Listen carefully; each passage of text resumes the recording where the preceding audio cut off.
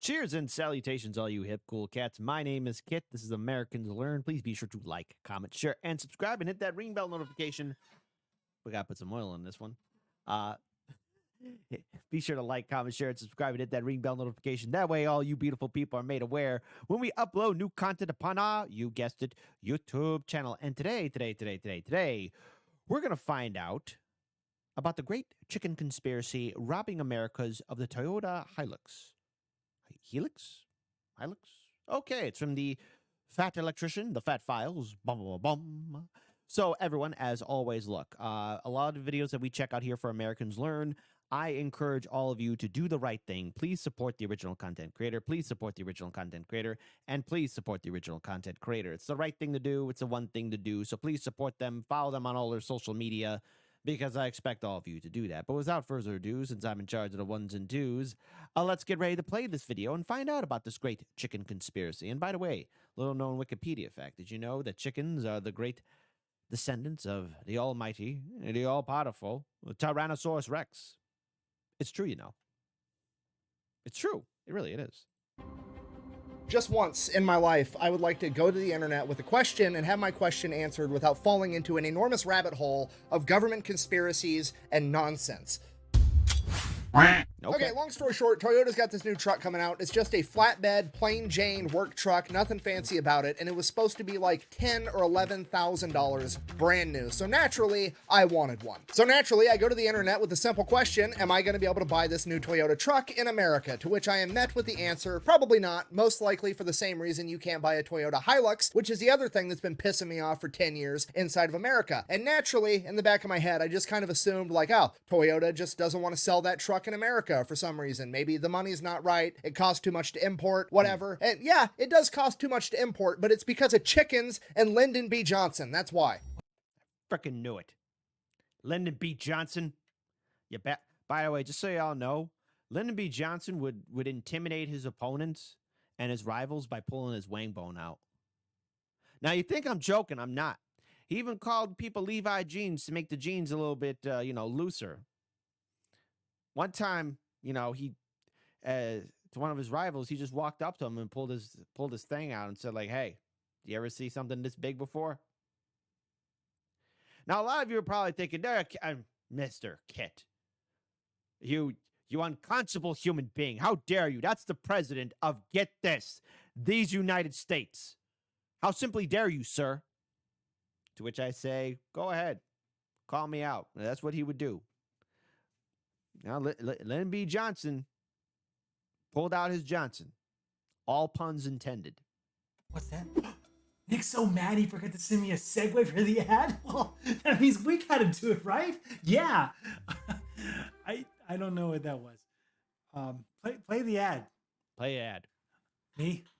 This video is sponsored by Aura, where you can get everything you need to be safe and productive online in one convenient location. When you sign up for Aura, you're going to get a password manager that's going to help you have a strong and unique password for every online account that you have. In addition to that, you're also going to get antivirus software as well as a VPN. But Aura doesn't just keep your computer safe, they also keep your identity and your money safe as well. Aura will go to all the big data brokers on the internet, find out which ones are selling your personal information, and then submit opt-out requests to have that information taken down. They also offer credit monitoring and home title monitoring, and in the unfortunate situation that somehow that isn't enough and your identity still gets stolen, they offer up to $1 million in insurance and a team that is available 24/7 to help you resolve the issue. So go ahead and use my link down below. You're going to get a 14-day free trial with Aura. Let's get back to the video. That was actually a pretty good music intro, but also, listen, folks, the internet can be a beautiful place, a lovely place. So listen, if you want to protect yourself, check out what was being offered there, because the Fat Electrician is telling you the truth. It's an evil world out there, my lovelies. It's important to keep your heads on a swivel and drink all that water, because you just got to. I wish it wasn't such a crazy world, but it is. So protect yourself online, wrap yourself up and, support. That's why I say support the original content creator, because that way you'll be able to find all those links to protect yourself, to have a protection shield. All right, so there you go. I can hear the comment section already. Buh! If you want a Hilux, just get a Tacoma. They're basically the same thing. Buh! No, they are not, for multiple reasons. For one, I've driven a Tacoma, and it is literally the slowest moving vehicle I have ever driven in my entire life. That thing accelerates from 0 to 60 in like 3 to 5 business days, okay? Fucking Fred Flintstone would beat that thing in a drag race. Secondly, I don't vividly remember being 14 years old watching Top Gear with my dad and seeing those guys drop a fucking Tacoma into the ocean for 8 hours, fishing it out, and then getting it started in like 15. Top Gear. Oh, that was a great show. My favorite episode. I actually have 2. Well, okay, maybe 3. Jeez. Okay, hang on, because then you can keep on going up and up and up and up and up. First one, number 1, that was always going to be close to my heart when they did the train versus car versus motorcycle race. And I was rooting for the train, and I seriously wept for Jeremy.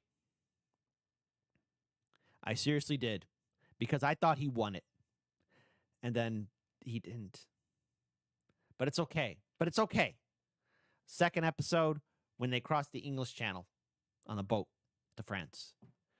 And then third and finally, number 3, when they had that drive through the Middle East, through Iraq, Jordan, and going all the way to Israel.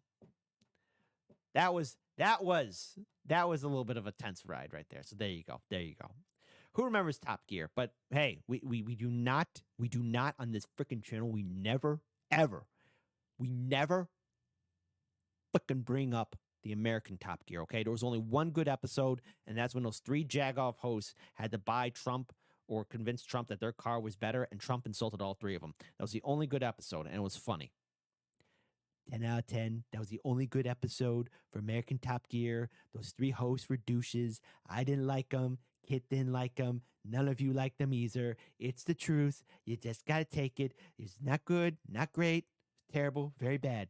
Very bad indeed. There was no winning. Okay, I got to work on my Trump impression. It's not good like my Barack Obama. Listen, folks, that American Top Gear, let me be clear. It was shite.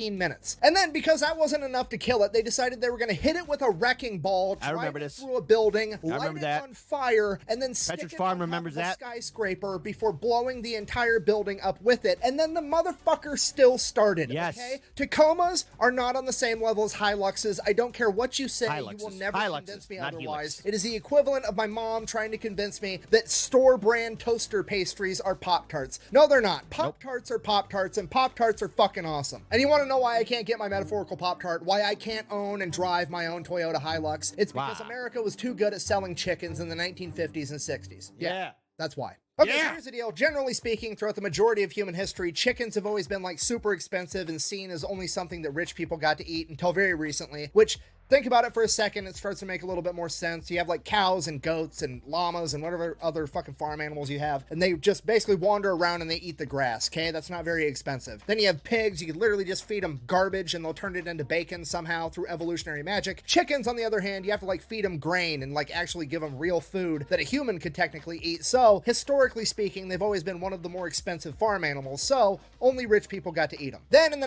Yeah, and hold on. I don't mean to pause. I apologize. But, you know, there's also another Uno reverse card where a long time ago in ancient antiquity, or at least in the Dark Ages, eating crustaceans like crabs and lobsters, that was poor folk food, and the nobles, those inbred bastards. And yes, all royal houses are inbred, which is why whenever I see anyone say, well, I'm somewhat related to a royal household, I'm like, no, you never want that. The real truth is all those royal households were inbred, and they looked down at people eating crustaceans until one day the rich people woke up and realized that, hey, wait a minute, those poor people are enjoying all those good seafood. We're going to take it away from making it expensive. Yeah, exactly. All these rich people eating all the lobsters and, you know, crab legs, all that other good stuff. Damn bastards. I know it's true, you know.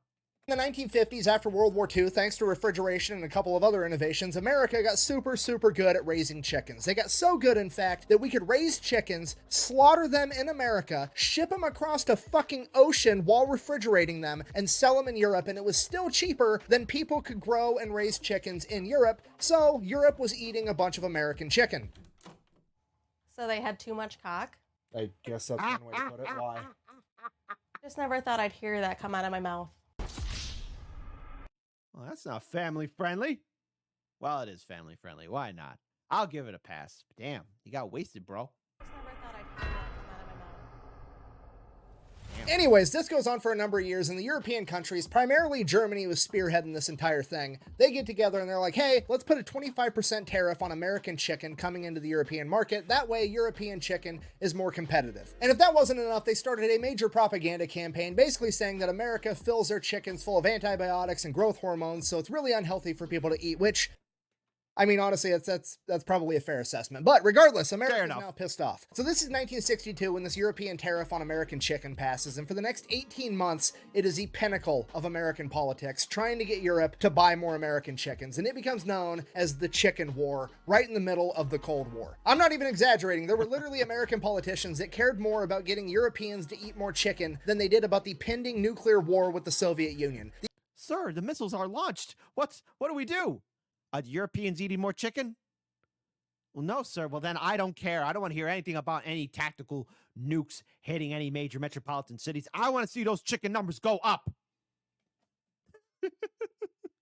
The Chancellor of Germany, Konrad Adenauer, said that he had more conversations with JFK about Germans eating American chicken than he did about the pending nuclear war. There was a senator from Arkansas that was sitting in a NATO meeting when he stood up, interrupted the entire NATO meeting, and declared that America was going to withdraw from NATO and Europe could defend itself if they didn't lift the sanctions on American chicken. Obviously, that didn't actually happen. Despite that, the tariff ended up staying up, and after 18 months of trying to diplomatically solve this issue, then President Lyndon B. Johnson was like, fuck it, I'm just gonna put a tariff on you guys Damn it, Lyndon B. Johnson. Did you have to pull your wang bone out for this one? too, and he put a 25% tariff on potato starch, dextrin, brandy, and light cargo vehicles. Now, obviously, chicken is a food product, which they are tariffing, so America is going to tariff dextrin, potato starch, and brandy, which are also food products. That part makes sense, but why on earth is America going to start taxing light cargo vehicles? Well, you see, that's where the good old-fashioned political corruption comes in, because it's 1964, it's an election year, and the UAE is about to go on strike, the United Automotive Workers Union, and them going on strike during an election year is going to be disastrous for Lyndon B. Johnson's chances of getting reelected. So LBJ and the president of the UAE come to a little quid pro quo agreement. In exchange for the UAE not going on strike during LBJ's election, LBJ is going to abuse his... Oh, are you going to bring up the love bug? Because I'm willing to bet that's why we don't see it around as much anymore, is it? Oh, no, please. Please. You know, I have in my heart a place to have a love bug someday. His political power to make sure that somehow, some way, No! Volkswagen Type 2s, which are incredibly popular in America right now, quit getting imported, aka the love bus. You know, you've seen those. This is where they went. They went away because of this. So this is why light...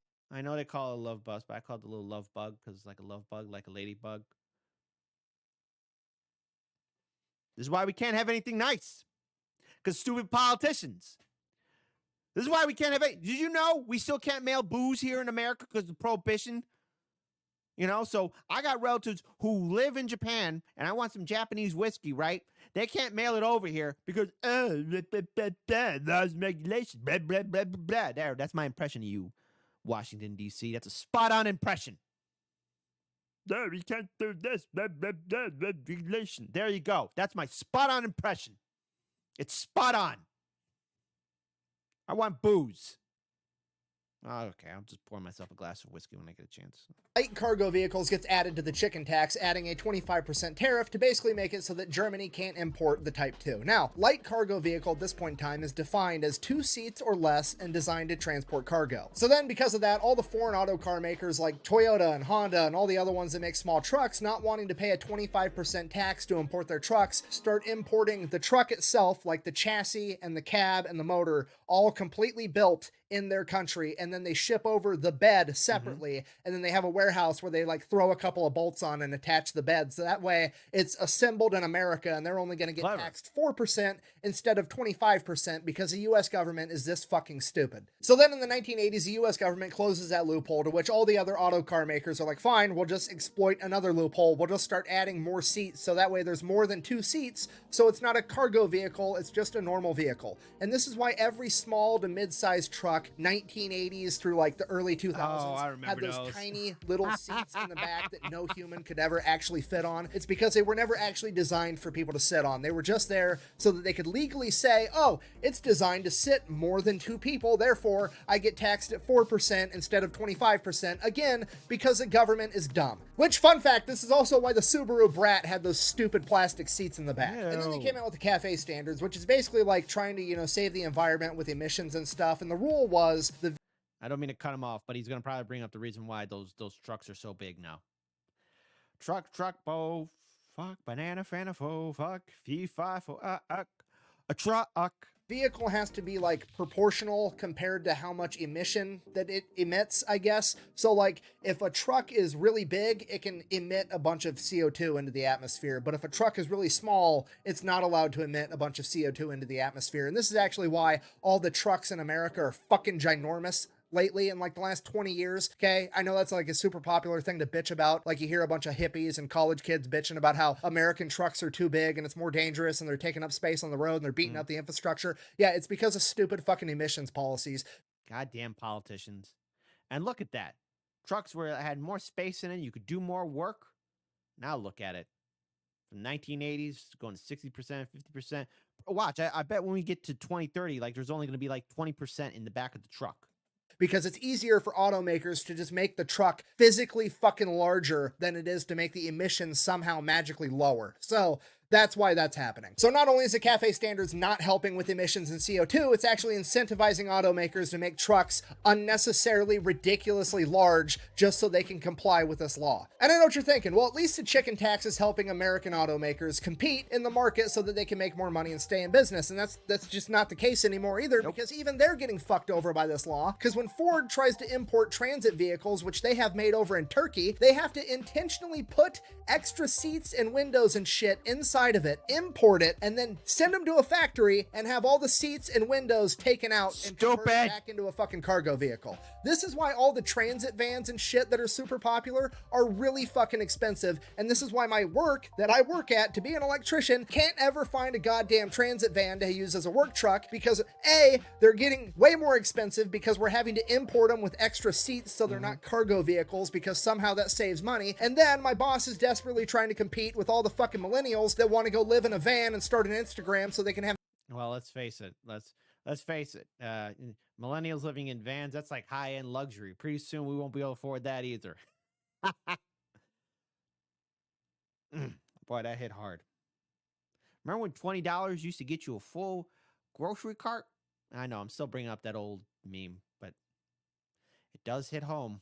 Hashtag van life in every fucking picture they post. This policy is literally helping nobody. Nobody on the planet is benefiting right now except for maybe the government so that they can get more tax money over fucking nothing, okay? Potatoes, dextrin, all that other shit, all that shit's gone. They're not tariffing that anymore. That tax went away. It's just on cargo vehicles now, and it's for no reason. And you're like, oh, this fucking fat electrician guy's just misrepresenting the entire situation because he's angry that he can't own a Toyota truck that he wants. No, that's not it. In 2003, the Cato Institute researched the entire thing. This is 21 years ago, by the way. They did all the research and they came to the conclusion, and I quote, "The chicken tax is a policy that is in search of a rationale. There's no fucking reason for this law to exist other than to fuck people over." I have literally spent the last 3 days of my life successfully wrapping my entire brain around this issue and come to the conclusion it's so fucking stupid that it's driving me insane. This is literally the epitome of government intervention. What's the problem? Oh, Germany's not eating enough American chicken. Don't worry, the government's gonna step in and help. Fast forward 70 years. Guess what? Germany's still not eating enough American chicken, but you're not allowed to own a Toyota Hilux either. Oh, good. I'm